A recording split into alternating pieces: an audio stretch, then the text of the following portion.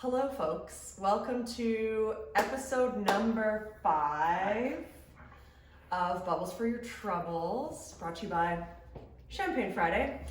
We're in the Champagne Friday lounge for this one, just because, it's appropriate. You can't always take it on the road, right? Exactly. And this episode, Andrew is going to take me down the road of misfits with Lambrusco. Yes. My probably least favorite bubble of all time. Well, this is great because even if you don't enjoy any of these wines, it's not like we did anything to worsen your opinion of Lambrusco. But if we hit the mark with one of them, then at least we've maybe opened up your doors to maybe look at that again. Lambrusco, classic wine region, sparkling red. Most people's first sparkling red wine that they've ever had. So yeah, let's see what's going on in Emilia-Romagna. So I guess to give some context as to why I really don't like this bubble, it's really quite thick and syrupy, and maybe I've just had really bad Lambrusco in the past, and it's also made in the same style as Prosecco. And for those of you who know my absolute favorite bubble in the world, it's not Prosecco. But today, let's hope that Andrew can change my mind so that we can all be running around in fields drinking Prosecco. Lambrusco. Lambrusco, yes. Not to be confused. Prosecco as well, maybe. We find you a good one still. Okay, let's get tasting. Now that we're sitting down for this momentous occasion, we've opened our 2 Lambruscos. As you can see, we're vampires. Yeah, it is deep, dark, rich juice. One of these is a little lighter than the other one is almost like completely opaque. Very, very, very deep in color. The great thing about this, both these wines that we're trying today are made with the same clone of Lambrusco grape. There's several clones. We're going to be tasting just Lambrusco Salamino today. Okay. Salamino referring to salami. Oh, okay. Yeah, not just because it actually goes really well with salami, but the grape bunches are actually like really long and cylindrical, so they actually look like sausage hanging when it was curing. Salami. Don't go around doing those gestures though, kids.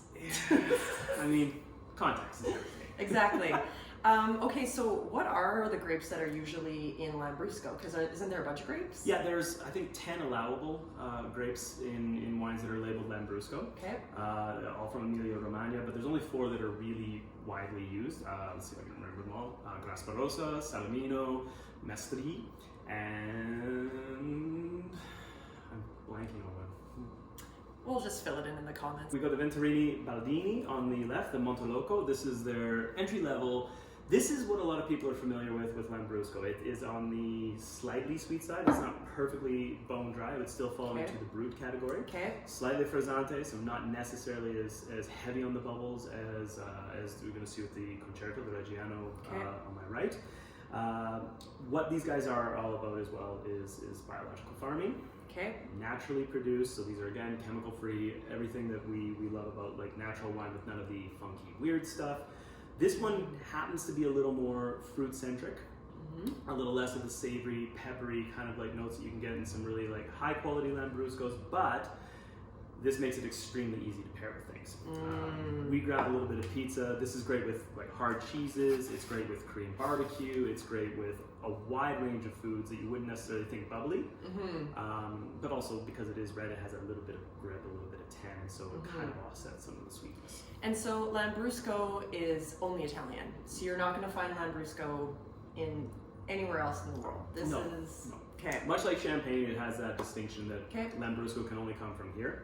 Okay. If it's called Lambrusco, it's because it was grown with those grapes in that area, the same as Champagne. All right. You can certainly find other sparkling red wines. I don't actually know of any Lambrusco grapes being grown outside of Emilia-Romagna and being made into a sparkling wine. So I've never come across that. Doesn't mean it doesn't exist. I just haven't come across it myself. Okay, let's give this guy a whiff. So I'll let you go first because I know you're a little harder pressed than me to find positive things to say about Lambrusco. Well, I was like, oh, is that Windex? That's just because I just cleaned the table with Windex, and it's got some like a floral quality to it. Violet is a really common descriptor with all Lambruscos, pretty much. Yeah. Salamino tends to be more on the floral side, whereas something like Grasparosa would be a little more dark, a little more like tannic. Mastri, like a little more like heavy on the fruit and like the thickness that you were talking about. That kind of like richness that Lambrusco sees usually comes from Mastri. Really perfumey, really floral.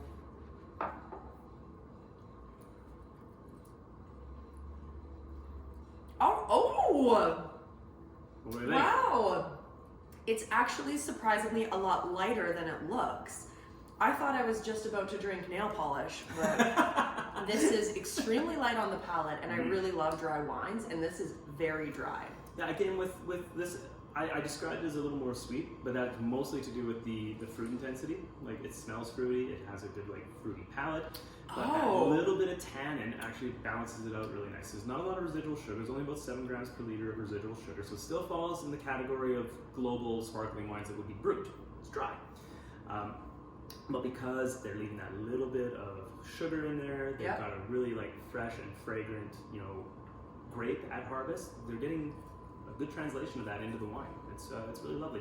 Only 6 months of aging before they release this, and this is, you know, this is a wine. Like, we've got it in these like little like coupe kind of like tumbler things. This is, you know, a mason jar kind of wine. Like, it's meant to be plentiful and simple, but you know, we've got a little bit of complexity in here. So this doesn't need to be in a flute, in a coupe. No. You could drink it in a mug. Oh, actually, if anyone were to appreciate this Lambrusco, it's Champagne Papi. So when you guys see me with this mug, you know what I'll be drinking. You know, I think Drake actually like really loves Italian wine. A lot of his videos, he's in Italian restaurants drinking Italian wine. Like, he's referencing like all kinds of like Italian. I guarantee he's got a soft spot for Lambrusco. And so, is Lambrusco meant to be drank on its own? Like, when's the best time to drink it? And I know we have food here. So it's a food bubbly? Yeah, absolutely. Most Italian wines in general are always going to be better on the table with food. That's just the style, the way they enjoy their wine. It's a food product. It's not like an alcoholic beverage. Right. And as I mentioned earlier, like, Lambrusco is extremely versatile in food pairing. This is charcuterie wine. This is hard cheeses. This is like spicier meats. But also, and I think I mentioned this earlier, it is great with Korean food, barbecue specifically. You get some of that smoky sweet kind of thing going on. You can get into a little more rustic, like extra dry kind of like style Lambrusco. But also, like, even some of the rosés that they make, absolutely stunning in any scenario that rosé champagne would work. Rosé Lambrusco is amazing. Quite a reasonable substitute. So should we try the other one and then eat the food? Yeah, let's go. Let's go with the. So the this guy looks thick. Smells thick. Let's see if it tastes thick. Stop saying thick. Oh my god.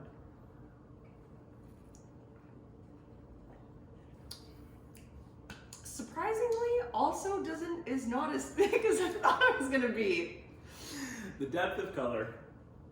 Yeah. It's just down to the maceration. So if you're careful with your maceration, you're careful with the amount of residual sugar. When you macerate the grapes, you're gonna get more color, but you also risk getting a lot more tannin. So if you press everything out really hard to extract color quickly, you're gonna get bitterness. If you let it sit a little longer and you just gently kind of pump the juice back over the cap, you can get like a little more extraction without too much tannin being pulled. Right. And again, just like in that range of like 0 grams to I think 10 or 11 grams per liter of residual sugar, if you leave it just enough, the tannin will kind of balance it out. So it never feels too sweet. You get richness of flavor without it feeling really thick and heavy. Yeah. I do prefer this one. I feel like has a little bit more complexity to it, whereas this one falls a little bit flatter for me. I feel like this is drifting more into the savory category, where you're gonna get away from some of the like sort of pronounced fruit that you would see in most Lambruscos. Even on the drier side, they still have like a really strong like blackberry, cherry, like deep, rich black fruit kind of thing going on. But also, I mean, if you just look at the color, you can see like there's a lot of depth in the wine on the right.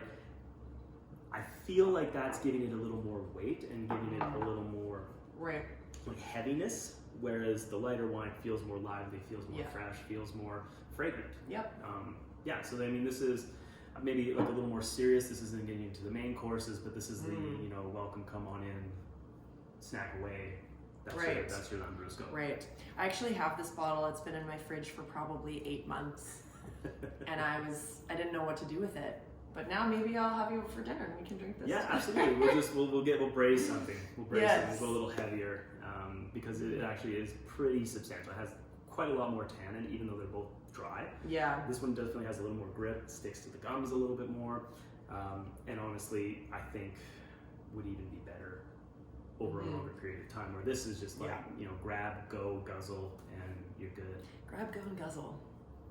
So now we can take a swing at the pizza here with these and see which actually pairs better.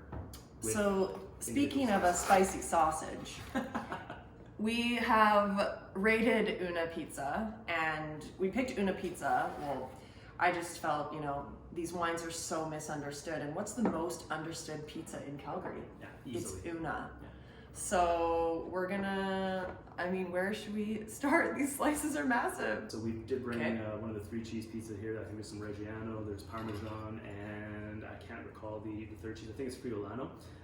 So you got rich, lots of fat. Let's see which one stands up better to her. I have a feeling it might not go the way I hope or think. It's a lactose dream over here. Yeah. Or nightmare, depending on. Right? Totally. I can't even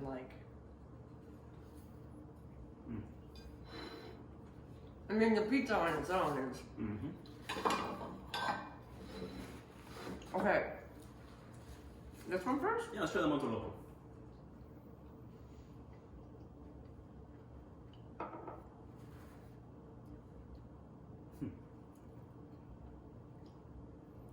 It actually, it tastes way better with the food. Yeah. That's not uncommon with Italian wines, right? Like, they're just historically and typically made to be on a table with some food.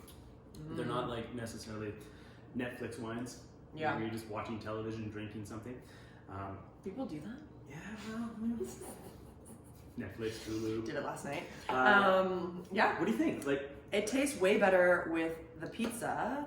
I'm actually excited to drink it with this one because this one is just as thick as the crust. And the cheese, there's a lot of fat in there, right? So you almost want something that's got a little more weight. But this actually holds up surprisingly well. If anything, the wine finishes, it cleanses the cheese, and then you're left with this really fragrant, floral fruit kind of thing. It's good. It definitely holds up. But I agree. I have a feeling the thicker colored and more substantial tannin. Thick on thick on thick. Thick on thick, yeah. All right. Let's give this guy a roll.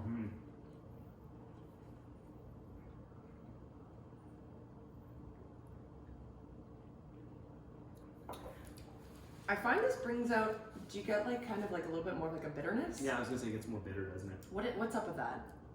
I don't know. Actually, right? It finishes really herbal. What is that? I feel like it has to have something to do with the fat in the cheese. And actually, it's kind of like bringing out more acid and tannin, and kind of muting all the fruit in the wine.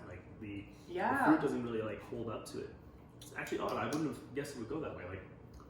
Maybe it's the lightness and the freshness of the first wine with the heaviness of the cheese instead of a complementary. It's kind of contrasting. Right. And also maybe the tannins are just a little too high in this wine, and it's taking away the flavor of the cheese.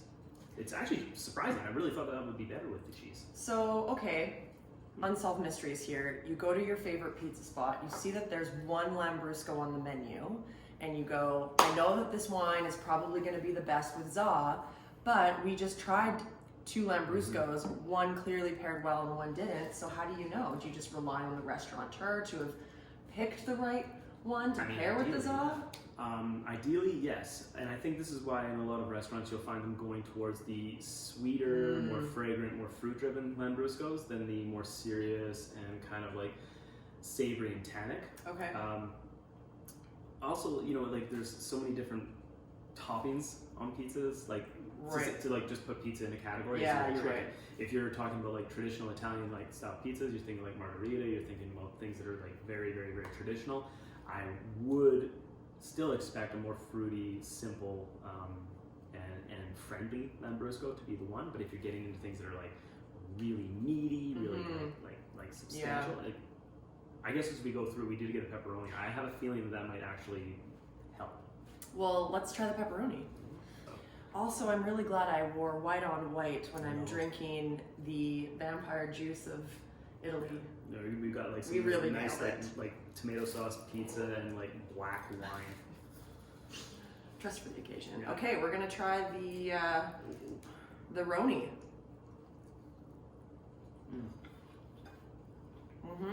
Okay.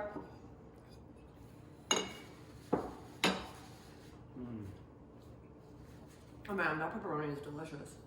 They make it in house. Do They they? make their own pepperoni, yeah. And Shit. for a restaurant putting on that much stock, that's incredible. That's a huge commitment to like making a good pepperoni to go on every pizza. Okay, this is the pairing. This is the pairing. It brings out the tastiness of the Roni. It actually punches everything up. The wine's better, the pizza's better, the flavor in your mouth is just really melding together. It's like actually creating something super The special. salami's together. The salami looking great meets Salamino the and salami. actual salami. I mean, I guess that should have been an indication. You know, it's not like Italians are cryptic about this sort of thing. You know, it's like, oh, it looks like a salami. Salami. But it actually pairs really well with salami as well. Like, So I could make a great. nice little charcuterie spread and, you know, showcase this to my guests, and they're just gonna get blown away. I think so far it's proving that way because it's tasty on its own. It actually made you go, ooh, like this is good. Yeah. Every bite we've had, like whether it's just cheese or whether it's meat, it's actually showing up really well with the Montoloco, and I enjoy drinking it. It's going down very quickly. It's going down. We've filled up with these ones many times. Okay, Yeah, now let's 2, 3. try the second guy here. I mean, I am hoping for a miracle. I can't get this in my. I can't get a grip on this. Oh.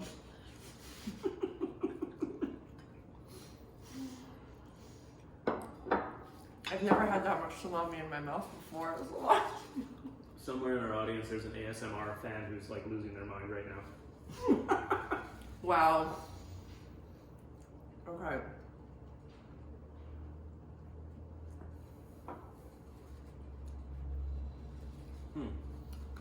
Better.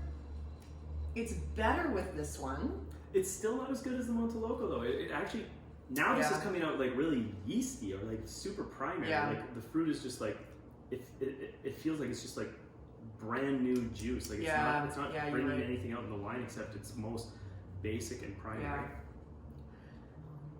And now it's like sitting here having swallowed a few times after it was all on. It's like I still taste the wine. Which, Yeah, the wine's like a little bit too overpowering. Yeah. Interesting.